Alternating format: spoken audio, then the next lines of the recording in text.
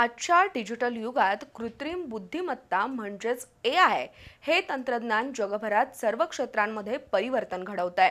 आजचा युवा वर्ग जागतिक स्पर्धेत उतरावा आणि नाविन्यपूर्ण स्टार्टअप्स निर्माण व्हावेत यासाठी शिवाजी विद्यापीठात AIचे विविध अभ्यासक्रम सुरू करावेत अशी मागणी ठाकरे गट युवा सेनेनं कुलसचिव VN शिंदे यांच्याकडे निवेदनाद्वारे केली आहे।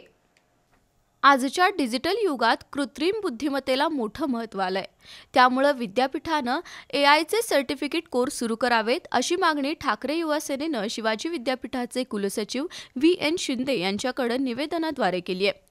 स्वतंत्र AI अभ्यासक्रम सुरू करून विद्यापीठामध्ये कोणत्याही शाखेतील किंवा बाहेरील युवकांना प्रवेश मिळेल असे लघु आणि दीर्घ मुदतीचे अभ्यासक्रम सुरू करावेत।